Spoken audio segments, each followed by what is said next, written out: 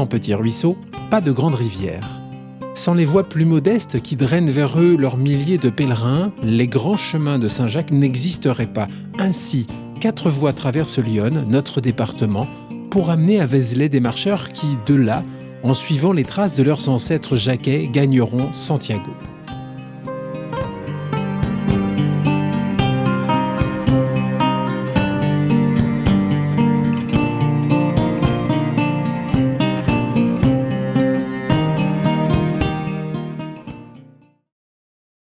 Partant du pied de la tour Saint-Jacques, la première voie vient de Paris.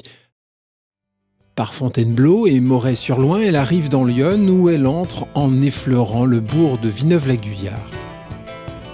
Ensuite, de champs en bosquets et en serpentant entre rivières et coteaux, elle traverse Villeblevin, Chaumont, Champigny, Villemanoche, Pont-sur-Yonne, Villepérault, Courtois et Saint-Martin-du-Tertre pour gagner Sens.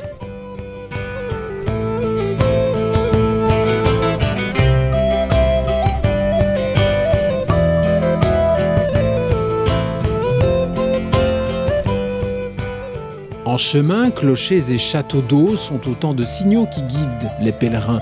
Mais il y a mieux. Savent-ils, eux, qui viennent de la capitale, que certaines des pistes qu'ils empruntent servent à l'entretien de l'aqueduc de la Vanne qui abreuve leur ville en eau potable. Le pont-aqueduc qui, 3 km après Pont-sur-Yonne, traverse la vallée, est le dernier témoin visible d'un ouvrage qui vaut bien ceux construits jadis par les Romains.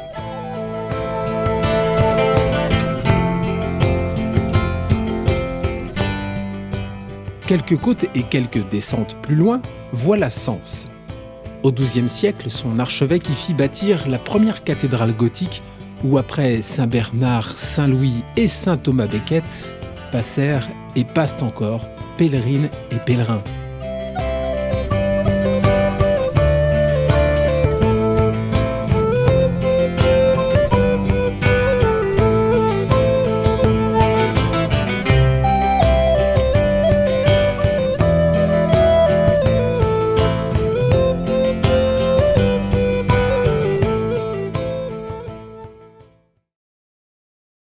Pour entrer dans Sens, on passe un premier pont sur Lyon.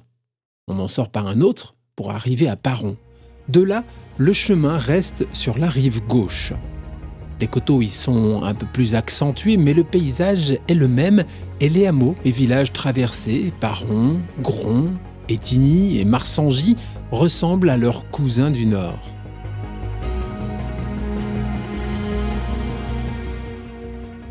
Comme à Sens, on entre dans Villeneuve-sur-Yonne par un pont. De son passé de bastide royale, la ville garde des remparts et 2 portes fortifiées. Qu'on croit au ciel ou qu'on n'y croit pas, son église, dont au XIIe siècle le pape Alexandre III a posé la première pierre, mérite qu'on s'y arrête.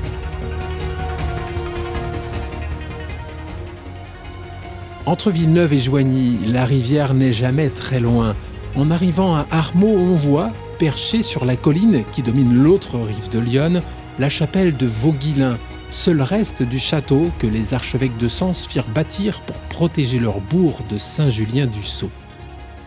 Viennent ensuite Villevallier et Vilsien, tous 2 villages riverains.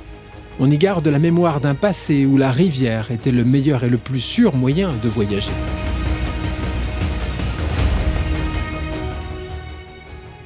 En marchant sur l'ancien chemin de halage qui les amène à Joigny, comment les pèlerins n'évoqueraient-ils pas le temps des coches d'eau, des flûtes et des trains de bois qui descendaient du Morvan pour aller chauffer Paris ?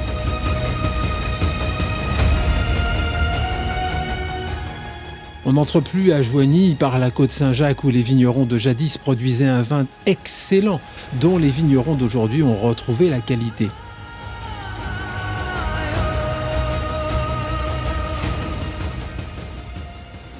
Dans cette ancienne cité mi-champenoise, mi-bourguignonne, l'église Saint-Thibaut attend les pèlerins qui pourront aussi saluer la mémoire de Sainte-Sophie Bara, dont la maison natale est toujours occupée par les religieuses de son ordre.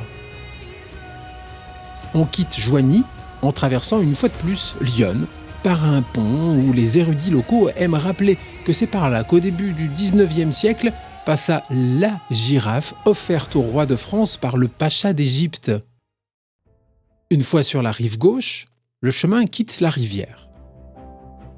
Il ne la retrouvera qu'à Auxerre, après avoir laissé sur sa droite les collines jumelles du Mont Tholon et du Grand Mont.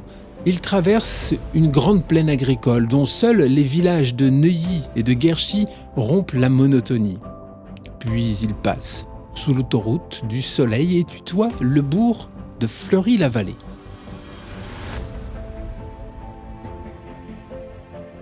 À partir de là, il suit la belle piste qui sert de frontière entre la forêt des bois de la Biche et les champs cultivés. Elle arrive à la bourgade urbaine de Charbuy, qu'elle effleure, pour ensuite se fondre dans le GR13, lequel, en un peu plus d'une dizaine de kilomètres parcourus entre bois et étangs, amène les pèlerins à Saint-Georges-sur-Beauche, puis à Auxerre, où ils rejoindront leurs confrères venus de Namur. Partis de Namur et de son église Saint-Jacques où commence la seconde voie, les pèlerins nordistes franchissent les Ardennes, passent par Reims et Bar-sur-Seine et entrent dans l'Yonne en traversant le village de Mélisset et son hameau de Chamelard. De là, en un peu moins de 10 km à travers bois et champs, ils débouchent dans la vallée de l'Armançon, au-dessus du village d'Épineuil. En un demi-siècle, ce bourg a retrouvé un vignoble détruit jadis par le phylloxéra.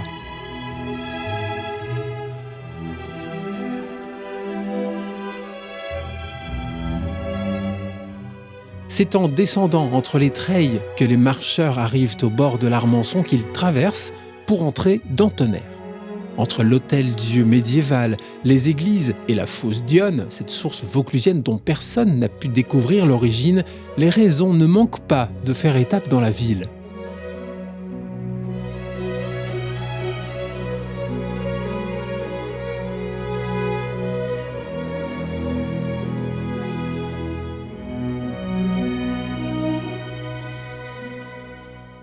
Le chemin la quitte par une côte assez raide. Il arrive sur un plateau qu'il traverse avant de franchir le vallon où passent les TGV de la ligne grande vitesse sud-est.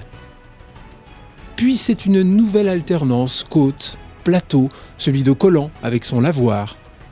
Une statue de Robert de Molesme rappelle que c'est ici que le précurseur de l'ordre de Cîteaux commença sa carrière. Nouvelle côte et nouveau plateau où l'on découvre les premiers ceps du vignoble de Chablis. Ils accompagneront les pèlerins jusqu'à Bennes, 12 km plus loin. En attendant, après un petit bosquet, le chemin bascule dans la côte des Grands Crus. En bas, sur la rive gauche du Serein, Chablis presse ses maisons vigneronnes autour de la collégiale Saint-Martin et de l'église Saint-Pierre. Une fois la ville traversée, le chemin retrouve le vignoble. Après avoir longé un petit lac et dépassé Bennes, il baguenaude entre prés, champs, bois et vignes pour gagner le village de Venoy.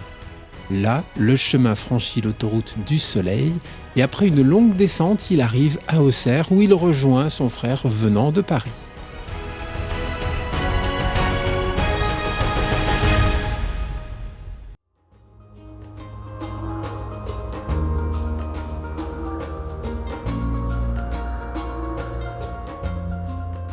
Enflammant au hasard des rues de la vieille ville, impossible pour les pèlerins de ne pas passer près d'au moins une de ces 5 tours, un beffroi, la tour de l'horloge et 4 clochers, celui de l'abbaye Saint-Germain et ceux de Saint-Eusèbe, Saint-Pierre et Saint-Étienne, la cathédrale gothique.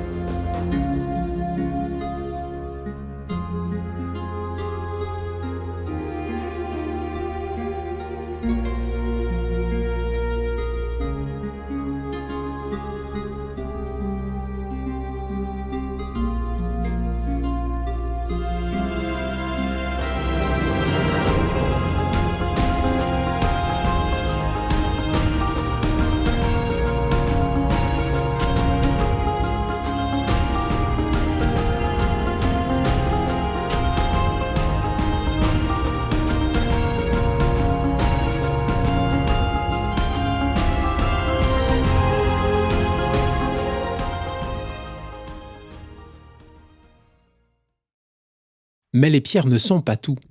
Pour que vivent les chemins de Saint-Jacques, il faut que ceux qui les suivent puissent s'y repérer et y trouver de quoi se nourrir et s'abriter. Une pensée donc, avant d'aller plus loin, aux baliseurs, aux créateurs des traces GPS, aux auteurs de guides et à tous ceux, hôtes bénévoles, responsables de gîtes et de campings, hôteliers, propriétaires de chambres d'hôtes, qui permettent aux pèlerins de vivre leurs rêves.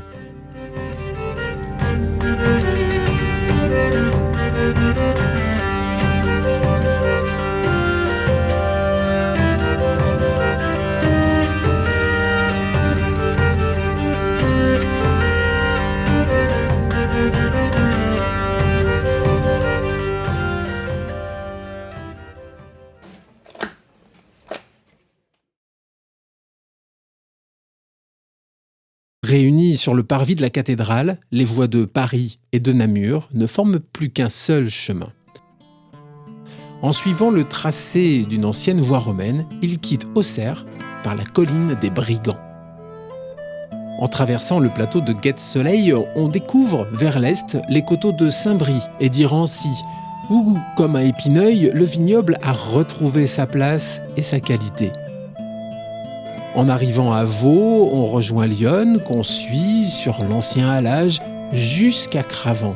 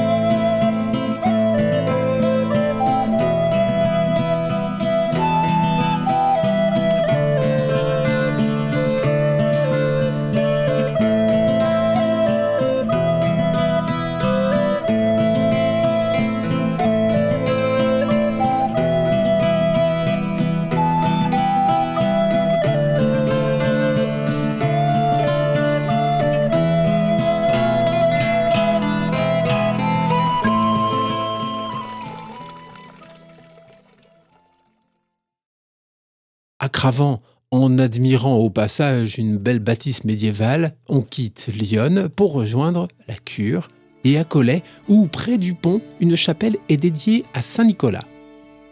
Après à Collet, le chemin court sur la rive gauche de la Cure dont il ne s'écarte jamais beaucoup. Pas assez en tout cas pour qu'on ne puisse découvrir en contrebas l'ancienne abbaye de Régny. Ensuite, les pèlerins traversent Bessy-sur-Cure, Arcy-sur-Cure et ses châteaux, et ils se dirigent vers Saint-Mauré en profitant au passage des paysages de la vallée.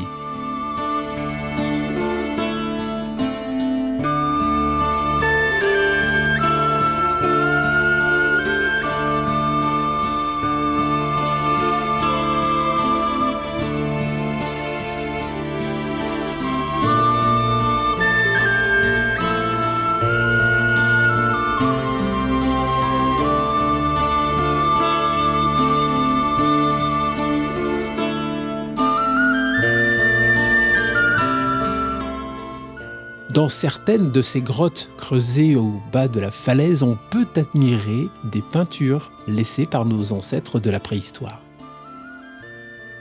Après Saint-Mauré, les pèlerins gagnent le hameau de Lac-Sauvin, puis, en restant presque toujours en sous-bois, la douzaine de maisons des Hérodias, d'où, pour la première fois, ils découvrent la colline de Vézelay. À partir de là, ils ne la quitteront presque plus des yeux. À Aquin, l'église Saint-Jacques-le-Majeur est inscrite sur la liste du patrimoine mondial de l'UNESCO au titre des chemins de Saint-Jacques-de-Compostelle en France depuis 1998. Les pèlerins peuvent y admirer un buste reliquaire et un vitrail de Saint-Jacques. Puis, se dirigeant sur Vézelay, ils passent le long du pré aux pèlerins et le lavoir de la Bouillère.